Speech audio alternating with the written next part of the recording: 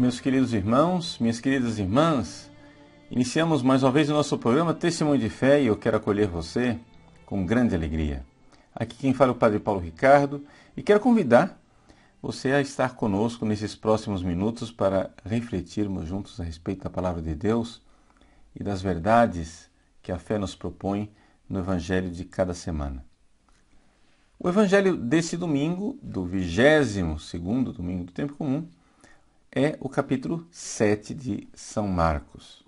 Aqui a liturgia escolhe o capítulo 7, tentando resumir um pouco uma polêmica de Jesus com os fariseus a respeito da pureza ritual. Então, os versículos são um pouco entrecortados. Trata-se dos versículos de 1 a 8, depois de 14 e 15 e de 21 a 23. Em que consiste essa polêmica? Bom, a cena inicial é dos fariseus e doutores da lei que vêm de Jerusalém, portanto, vêm da cidade santa, revestidos de uma certa autoridade, incutindo um certo temor, e esses doutores da lei ali veem que os discípulos de Jesus não cumprem certos rituais. Rituais esses que foram prescritos no Antigo Testamento, mas que eram prescritos somente para os sacerdotes, não é? As abluções rituais dos sacerdotes, mas que a tradição dos fariseus tinha estendido para o povo como um todo. Então, Jesus aqui já começa a polêmica com os fariseus e os doutores da lei, em primeiro lugar dizendo que eles abandonaram o mandamento de Deus para seguir tradições dos homens. Quer dizer exatamente isto, ou seja, trata-se de uma interpretação do Antigo Testamento, onde as leis que Deus tinha dado, as leis cerimoniais, não é? Que tinham sido dadas no Antigo Testamento, aqui estavam sendo estendidas ao povo, perdendo-se um pouco o espírito daquilo. Se a gente for ver todas aquelas prescrições levíticas do Antigo Testamento, essas purificações, abluções, sacrifícios, etc., tudo isso tinha sentido enquanto eram leis cerimoniais voltadas para a vinda do Messias. Ou seja, tudo isso preparava o povo para a vinda de Nosso Senhor. É evidente que nós temos a longa pedagogia de Deus com esse povo, desde a saída de Abraão, né, da sua terra, 2000 anos antes de Cristo, depois passando pela época dos patriarcas, Moisés, vem finalmente as prescrições de Moisés na lei, na Torá, e mesmo assim, mesmo com Moisés, a gente nota que o povo ainda estava muito rude. Então as prescrições de Deus eram prescrições um pouco exteriores, rituais, mas essas prescrições exteriores e rituais tinham em vista, pedagogicamente, aos poucos ir preparando este povo para uma interiorização cada vez maior e uma compreensão cada vez maior de que eles deviam servir a Deus com o coração e não somente de forma externa. De tal forma que, quando chega a época dos profetas, os profetas se põem então a falar contra a vaziez ritualística de certas prescrições. É o que Jesus aqui recorda quando fala do profeta Isaías. Ele diz assim: bem profetizou Isaías a vosso respeito, hipócritas, como está escrito. Este povo me honra com os lábios, mas o seu coração está longe de mim.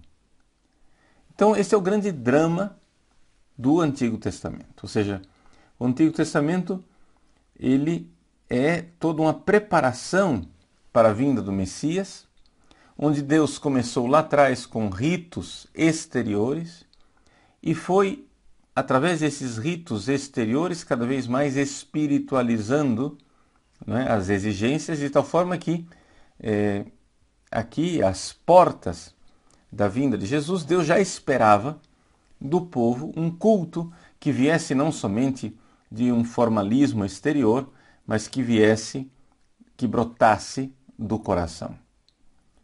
Ou seja, a pureza ritual agora precisava ser uma pureza de coração. E Jesus fala isso com muita clareza, citando aqui o profeta Isaías: o seu coração está longe de mim. Bom, o que é que nós podemos aprender desta polêmica? O próprio Jesus se volta para a multidão para concluir o que é que ele está querendo ensinar. E ele diz assim, no versículo 14 seguintes: escutai todos e compreendei. O que torna o homem impuro não é o que entra nele vindo de fora, mas o que sai do seu interior. Vejam, a palavra impuro que é usada aqui por Jesus, né, não é a palavra que nós esperaríamos. A palavra impuro, na verdade, se nós fôssemos traduzir aqui ao pé da letra, é a palavra comum, koinos. Ou seja, o homem torna-se um homem comum, não é mais sagrado, não é mais separado, torna-se profano. Então, o que faz com que a pessoa seja profanada, ou seja, ainda despreparada para prestar o culto a Deus, está no coração. Não é? E aqui Jesus faz todo esse esforço de interiorização da lei do Antigo Testamento, né? Para que aquelas prescrições rituais que tinham um sentido pedagógico aqui finalmente encontrem a sua finalidade. Nós sabemos perfeitamente que as leis cerimoniais do Antigo Testamento foram abolidas com Cristo. Tudo aquilo que era lei cerimonial foi abolido e ficou somente aquilo que são os preceitos naturais, aquilo que está na própria natureza do homem, não é? Na natureza criada por Deus. E estes, sim, esses preceitos morais que estão na natureza do homem, estão inscritos no próprio ser do homem por Deus, são estes que agora devem ser observados, não tanto as prescrições rituais. Então, Jesus faz aqui uma lista de coisas ruins, né, que devem ser evitadas. Poderíamos quase que resumi-las todas na primeira expressão que na nossa tradução aqui litúrgica da CMBB está traduzido como más intenções, não é? Na verdade, nas Sagradas Escrituras, na Bíblia, no original, o que está escrito lá é hoi dialogismoi hoi kakoi, ou seja, pensamentos, não é? Deliberações más. O homem, quando ele reflete, quando ele pensa consigo mesmo, ele pensa de uma forma errada, de uma forma má.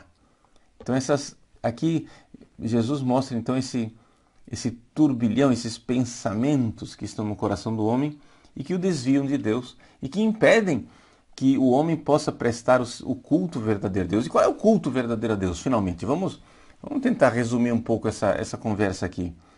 Bom, o culto verdadeiro a Deus é o amor.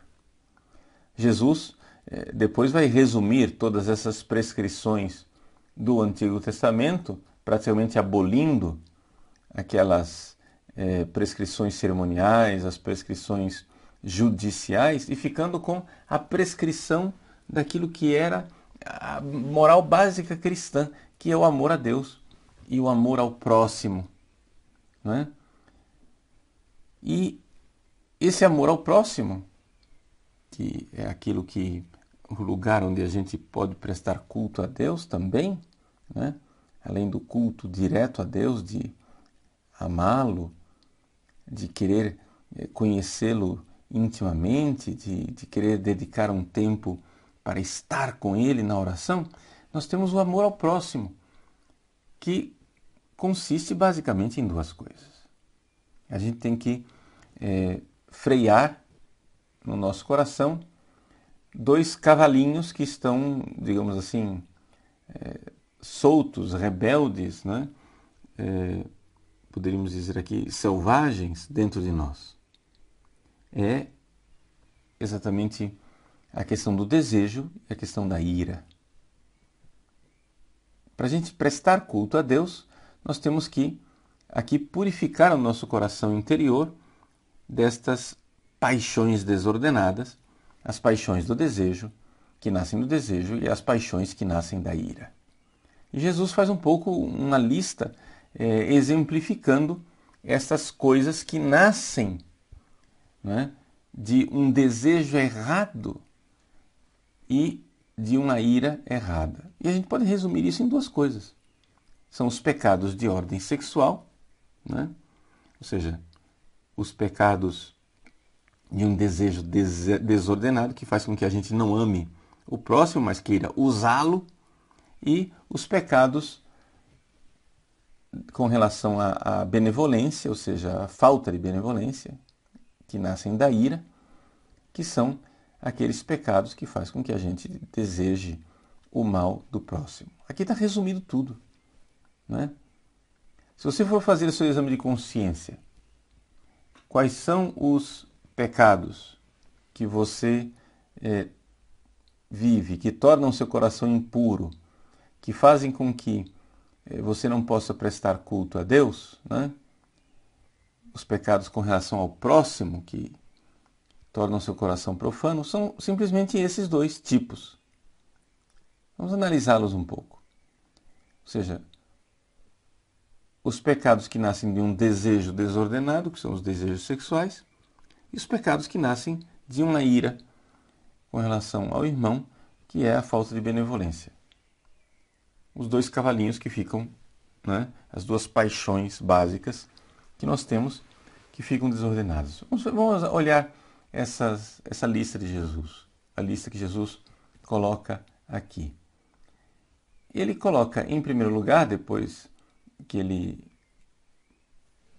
enunciou de uma forma geral, todos eles na expressão, né, roi dialogismoi roi kakoi, ou seja, esses pensamentos, essas paixões que estão dentro de nós, essas moções interiores que são más, ele fala então da porneia. É o primeiro da lista.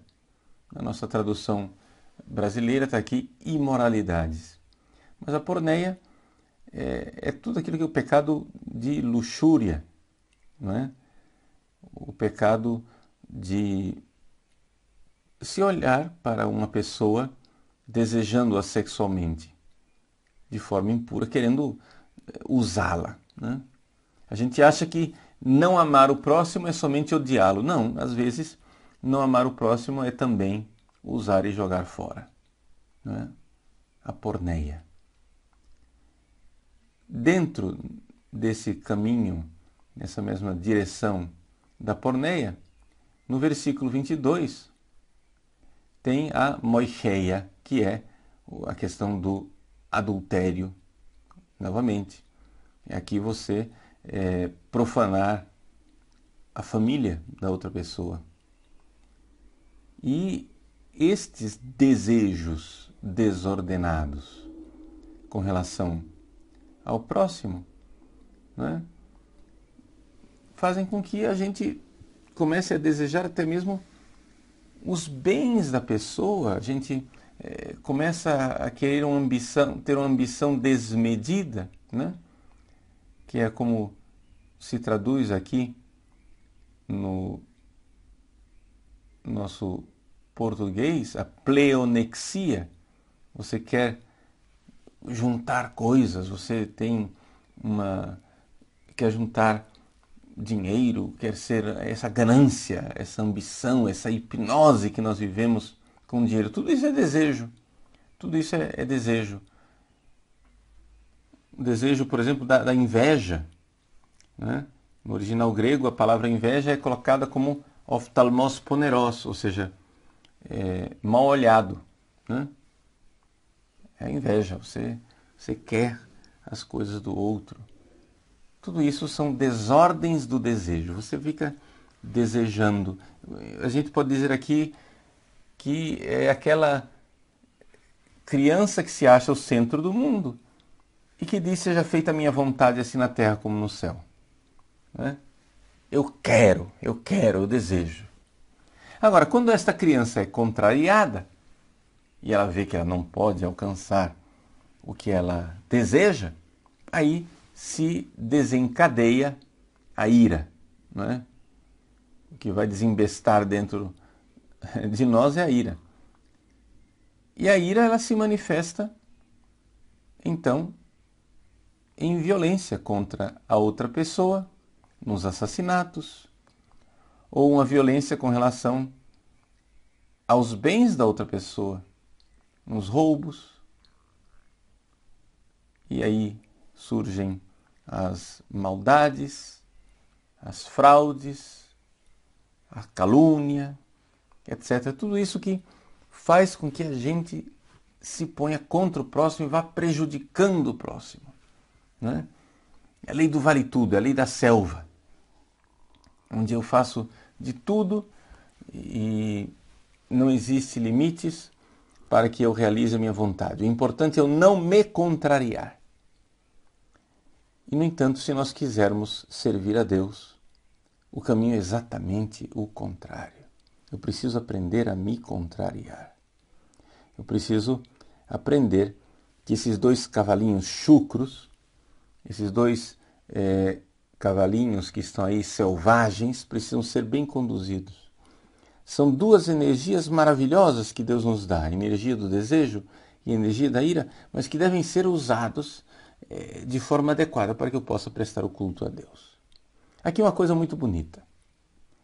Nós enxergarmos que não somos anjos e que, portanto, o culto que nós, seres humanos, prestamos a Deus aqui nesse mundo, não é? Ele é, pelo menos inicialmente,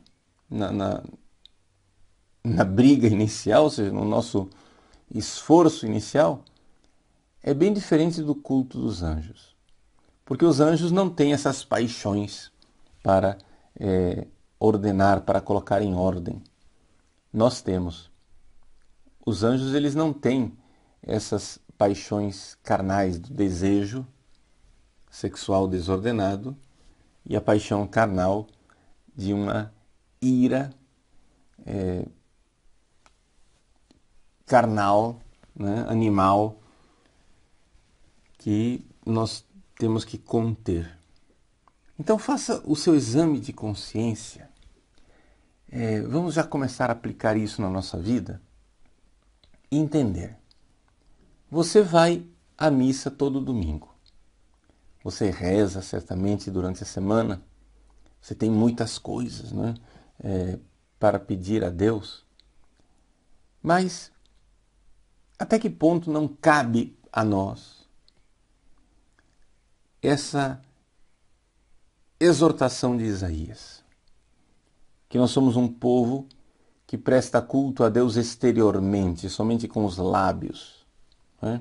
E não interiormente com o coração.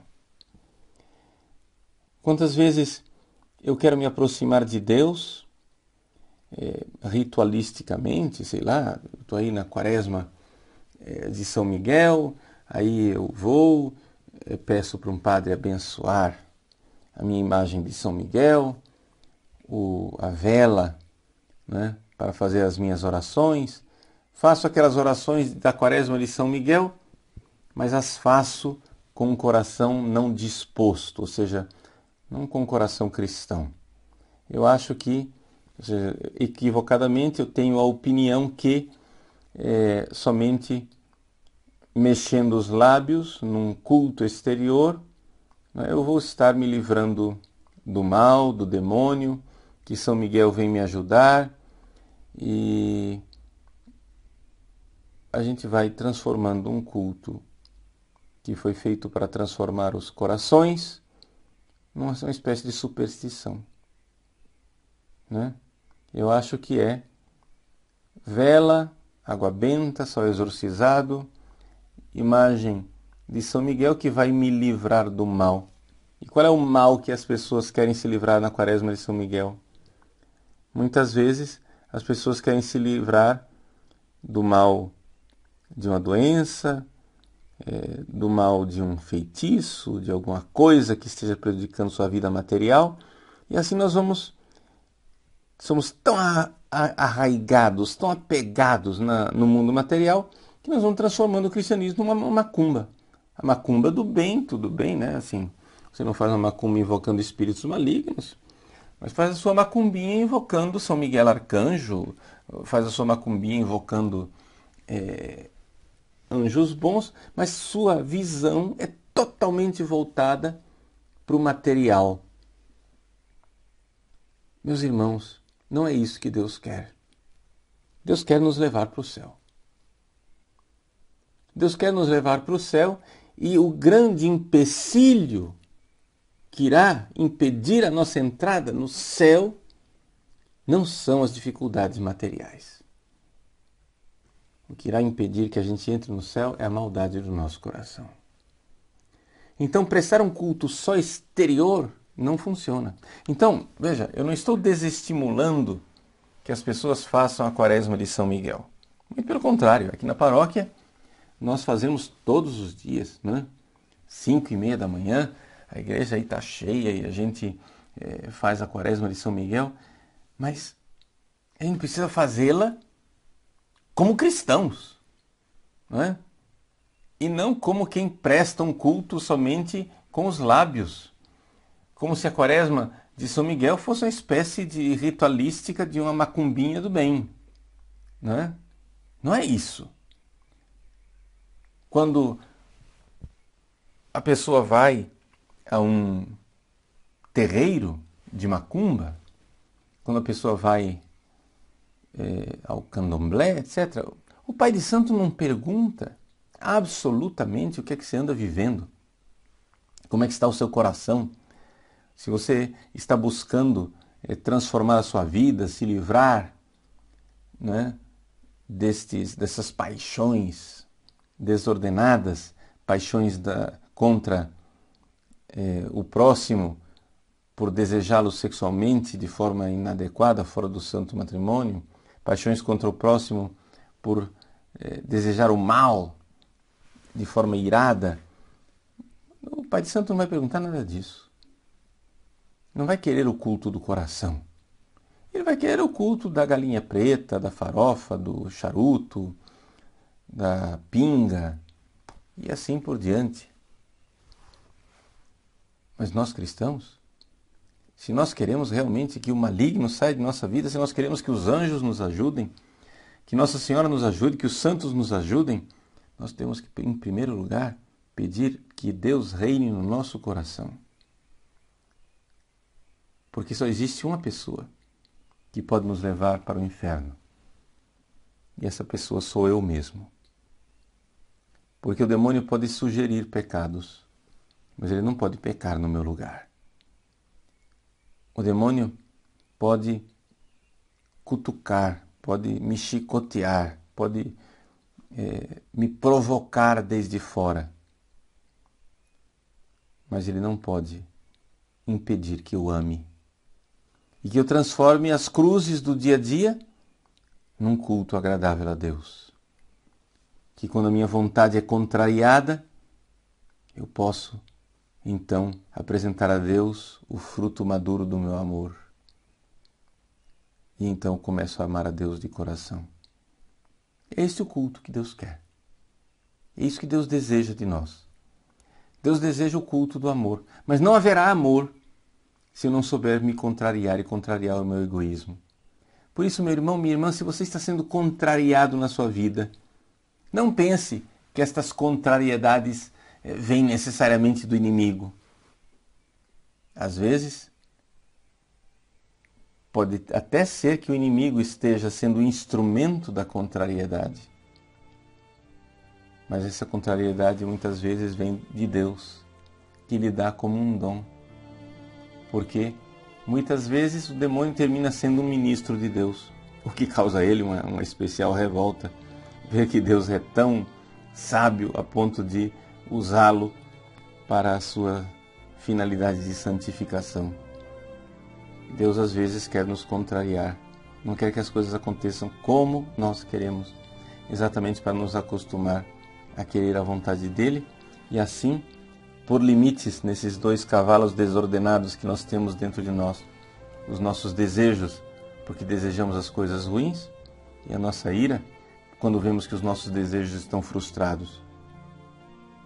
Você só será capaz de amar se você colocar limite ao desejo e à ira. E então, seu coração será puro e você poderá servir a Deus. Deus abençoe você. Em nome do Pai, do Filho e do Espírito Santo. Amém.